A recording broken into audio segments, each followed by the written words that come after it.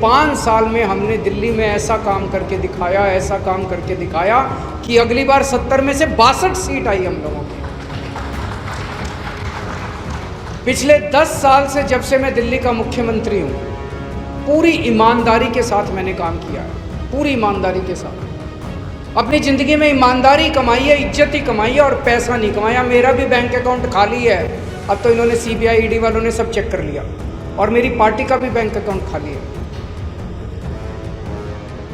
जब मैं दिल्ली का मुख्यमंत्री बना, 8-8 घंटे के पावर कट लगते थे दिल्ली में, बिजली जाया करती थी, रात रात भर बिजली नहीं होती थी पूरी दिल्ली में।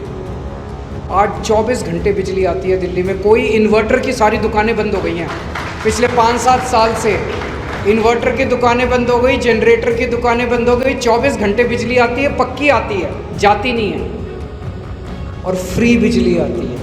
ये चमत्कार है, फ्री बिजली आती है।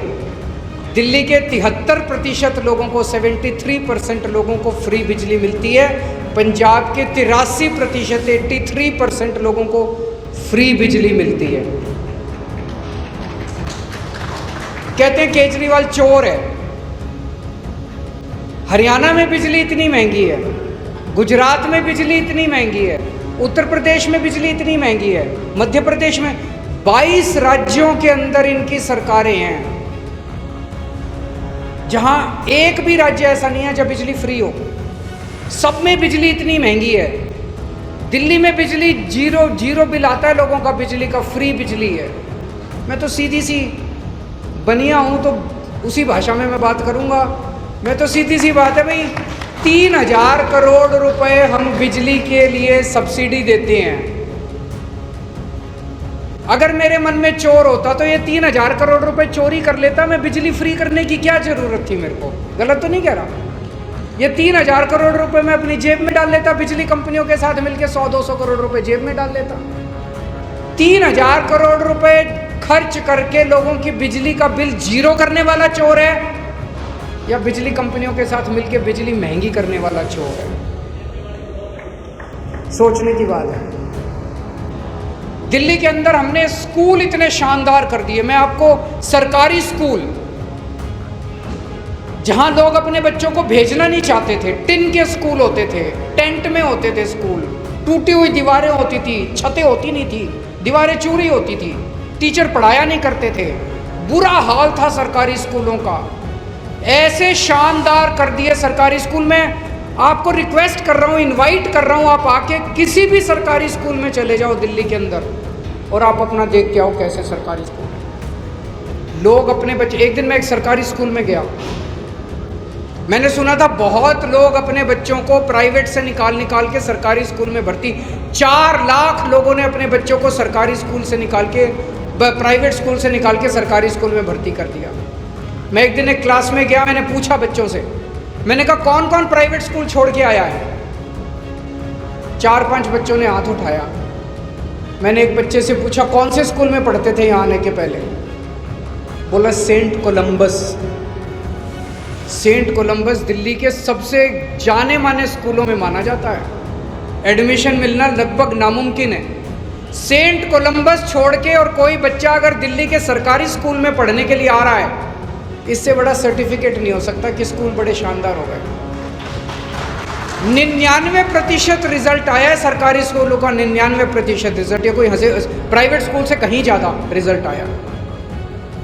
और ये सारा काम स्कूलों को ठीक करने का केजरीवाल ने नहीं किया। मैंने पिछले जन्म में कुछ पुण्य किए होंगे कि भगवान ने मेरे को टीम भी बड़ी अच्छी दी है, बहुत शानदार टीम दी है। उसमें एक टीम में एक हीरा है, मनीष सिसोदिया। मनीष सिसोदिया शिक्षा मंत्री हुआ करता था दिल्ली का। उसने रात दिन मेहनत करके दिल्ली के स्कूलों को शानदार बनाया है। दिल्ली के अंदर शिक्षा व्यवस्था शानदार बना दी, शिक्षा व्यवस्था। उस मनीष सिसोदिया को भारतीय जनता पार्टी ने, मोदी जी ने 2 साल से जेल में डाल दिया। बिल्कुल फर्जी मुकदमा, बिल्कुल फर्जी केस। मैं मन में सोच रहा था इससे देश का क्या फायदा हुआ।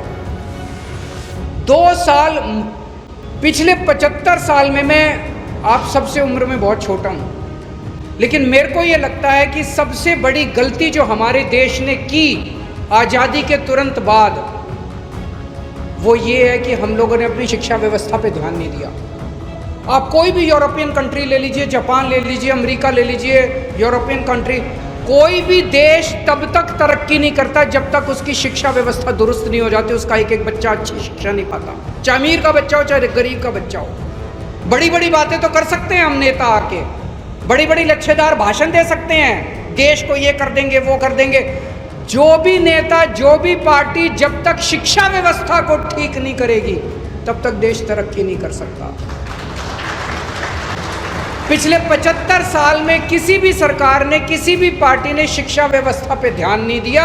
उल्टे जो सरकार आई उसने सरकारी स्कूलों का बेड़ा गर्क करके प्राइवेट स्कूलों को आगे बढ़ाया। प्राइवेट, जापान उठा लो, वहां प्राइवेट स्कूल नहीं है, सबके बच्चे सरकारी स्कूलों में जाते हैं। अमेरिका उठा लो, अमेरिका के अंदर सरकारी स्कूलों का ज्यादा महत्व है प्राइवेट स्कूलों में। वहां पे जमीन के रेट आसपास इस पे डिपेंड करते हैं कि सरकारी स्कूल कैसा है। इंग्लैंड उठा लो, वहाँ जितने डेवलप्ड कंट्री हैं वहाँ सरकारी स्कूल अच्छे हैं। 75 साल में सबसे बड़ी गलती हमने की, भगवान का शुक्र है 75 साल के बाद एक ऐसा शिक्षा मंत्री दिया जिसने रास्ता दिखाया कि सरकारी स्कूल भी ठीक हो सकते हैं, अच्छे हो सकते हैं, और उस शिक्षा मंत्री को इन्होंने जेल के अंदर डाल दिया। मैं पूछना चाहता हूँ, इससे देश का फायदा हुआ क्या? 2 साल तक मनीष सिसोदिया जेल में रहा, क्या इससे देश का फायदा हुआ? बिल्कुल नहीं हुआ। अगर वो जेल के बाहर होता तो और कितने स्कूल बना देता, और कितना सरकारी स्कूलों को आगे बढ़ा देता, देश का नुकसान ही हुआ। इस किस्म की राजनीति ठीक नहीं है। मैंने स्कूल अच्छे किए, दिल्ली में मोहल्ला क्लिनिक खोले, पंजाब में मोहल्ला क्लिनिक खोल रहे हैं, दिल्ली में सबका इलाज मुफ्त कर दिया। गरीब हो चाहे अमीर हो, सरकारी अस्पताल में चले जाओ, सरकारी अस्पताल शानदार बना दिए, सेंट्रली एयर कंडीशनड है दिल्ली के सरकारी अस्पताल। यहाँ की तरह नहीं है सिविल हॉस्पिटल, जिस तरह से हरियाणा के अंदर सिविल हॉस्पिटल जर्जर पड़े हैं। शानदार सरकारी अस्पताल, सबका इलाज, सारी दवाइयाँ मुफ्त, सारे टेस्ट मुफ्त, ऑपरेशन मुफ्त, बड़ी से बड़ी बीमारी अगर आपको हो जाए फ्री में इलाज होगा आपका दिल्ली के सरकारी अस्पताल के अंदर। तो मेरा कसूर ये था कि मैं ईमानदार हूँ, और इनको ये लगा कि अगर के, जैसे अभी सुशील गुप्ता जी कह रहे थे कि ये बुनियादी चीज़ें जिनकी मैं बात कर रहा हूँ, बिजली, पानी, सड़क, स्कूल, अस्पताल, किसी ने बात ही नहीं की आज तक। किसी पार्टी वाले ने, किसी नेता ने आके ये वोट मांगा कि मैं तुम्हारे स्कूल अच्छे कर दूंगा, मेरे को वोट दे दो। किसी ने कहा मैं तुम्हारी बिजली अच्छी कर दूंगा, मेरे को वोट दे दो। किसी ने कहा कि मैं आपके अस्पताल अच्छे कर दूंगा, वोट। वो तो कहते हैं मैं जाट हूँ, आप जाट हो, जाट जाट को वोट, मैं नॉन जाट हूँ, आप नॉन जाट हो, मैं बनिया हूँ। मैं जात के नाम पे वोट मांगते हैं, धर्म के नाम पे वोट मांगते हैं, बस इसी तरह से वोट मांगते हैं। ये इसको, मैंने अभी तक के भाषण में किसी को गाली दी? हम गाली गलौज नहीं करते, हमें गाली देनी नहीं आती, हमारे संस्कार ही नहीं है। हम काम के नाम पे वोट मांगते हैं, हम देश के नाम पे वोट मांगते हैं, हम समाज के नाम पे वोट मांगते हैं।